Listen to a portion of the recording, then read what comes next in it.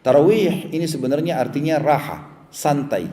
Orang Arab mengatakan tarawih atau raha sama, artinya lagi santai. Sebenarnya tarawih, tahajud, qiyamul lail, qiyamul ramadan sama saja, beda istilah. Jadi sebenarnya itu tahajud yang dimajukan. Kalau dikerjakan di akhir malam namanya tahajud, dikerjakan di awal malam namanya tarawih. Dan memang tarawih ini dinamakan tarawih sholat tahajudnya di Ramadan karena satu-satunya waktu yang kita dibolehkan secara syariat untuk mengerjakan sholat malam setelah ba'diyah isya. Makanya dinamakan tarawih. Kita santai, fisik kita masih sehat, kita masih mampu lakukan, apalagi rame-rame dikerjakan, semua masjid mengerjakan, maka lebih mudah. Makanya namanya tarawih. Syaratnya sama dengan puasa tadi. Dalam hadis Bukhari Muslim kata Nabi SAW, "Man qama Ramadana imanan wa ihtisaban ghufira lahu ma taqaddama min dzambi." Rasulullah SAW pandu kita Ramadan kalau sholat tarawih adalah siapa yang mendirikan malam Ramadannya dengan keimanan, artinya bukan pergi sholat tarawih karena nggak enak sama teman, karena atasan, karena nggak enak sama lingkungan, tidak. Orang semua nggak ada yang tarawih, saya tarawih sendirian pun nggak ada masalah. Dan mengharapkan pahalanya dibersihkan dosa-dosanya yang telah lalu. Dan ini juga teman-teman sekalian adalah terapi yang luar biasa.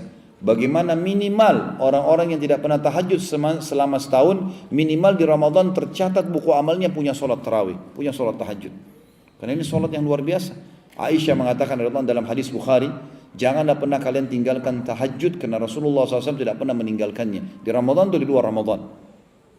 Ini garis penting, ini poin penting harus kita ketahui. Dan para ulama salaf, para sahabat dan tabi'in menjadikan malam adalah malam hari dengan tahajudnya adalah sesuatu yang paling mereka rindukan. Sampai seseorang antara mereka pada saat bekerja berkata, semangatlah wahai jiwa, karena sebentar lagi malam hari tiba kau akan bertemu dengan Tuhanmu. Karena kita akan munajat. Pada saat subhanallah tahun lalu saya diundang ke Qatar ini, sempat kami diundang ke Istana Raja dan salaman sama Raja, gitu kan. Kemudian saya sempat waktu itu berpikir akan saya ceritakan ke jemaah di Indonesia kalau sempat ke Qatar dan salaman sama Raja. Waktu saya masuk ke ruangan memang mewah, besar, luas, segala macam istana tersebut, pemeriksaan ketat. Rajanya pun dengan pakaian, dengan gagah dan seterusnya salaman. Setelah itu selesai, orang makan selesai. Terus saya berpikir, apa manfaatnya saya ketemu Raja ini? Cuma sebuah kebanggaan, salaman, selesai. Oh, saya pernah ketemu Raja Qatar. Hanya sebatas itu. Waktu Raja Salman datang ke Indonesia, sempat banyak beberapa dai ketemu. Ada beberapa jemaah tanya saya, Ustaz Khalid tidak ketemu Raja Salman. Saya bilang, saya alhamdulillah ketemu Raja tiap hari.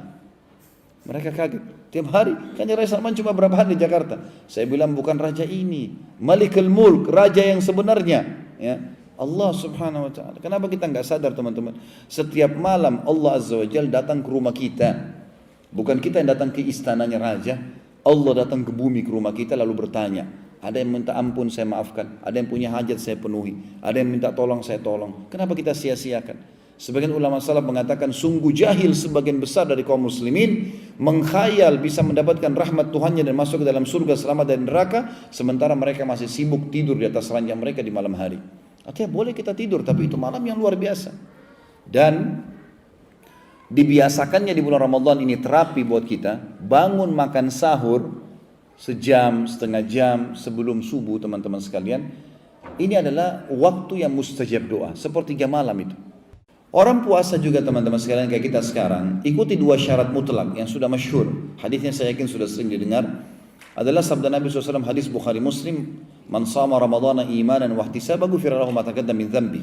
Untuk menambah ekstra yang kita bisa dapatkan lagi puasa, selain pahala yang lebih besar sampai 700 kali lipat mengalahkan ibadah-ibadah yang lain, juga kita bisa membersihkan semua dosa kita dengan puasa itu. Dan setiap hari ada pembersihan dosanya. Sebagaimana sabda Nabi SAW, siapa yang berpuasa Ramadan karena keimanan dan mengharapkan pahalanya, dua syarat, maka dibersihkan dosa-dosanya yang lalu. Apa maknanya keimanan teman-teman sekalian? Keimanan artinya semua orang pun tidak puasa, saya tetap puasa. Enggak ada urusannya antara saya sama Allah. Itu makna keimanan. Jadi bukan puasa karena enggak enak sama teman, enggak enak sama atasan, enggak enak sama pasangan hidup, enggak enak sama lingkungan, enggak. Memang karena Allah, itu keimanan. Siapa yang berpuasa karena keimanan, yakin ini perintah Allah dan mengharapkan pahalanya, maka dibersihkan dosa-dosanya yang telah lalu. Puasa ini teman-teman harus diikutkan seluruh anggota tubuh kita puasa. Kalau tidak bisa sia-sia puasa kita. Mata harus puasa, telinga harus puasa, tangan puasa, kemaluan puasa, kaki puasa, Semua puasa ini. Jadi bukan cuma perut saja dengan tenggorokan. Misal contoh sabda Nabi SAW dalam sebuah hadis sahih riwayat Bukhari, man lam yada' qawl az-zuri wal 'amal bih, falaysa lillahi hajatun fi an yada'a ta'amahu wa syarabah. Siapa yang tidak meninggalkan perkataan dusta dan perbuatan dusta, maka Allah tidak sudi menilai lapar dan hausnya. Jadi kalau puasa tapi masih dusta, batal puasanya. Amal-amal ini tidak boleh dilakukan.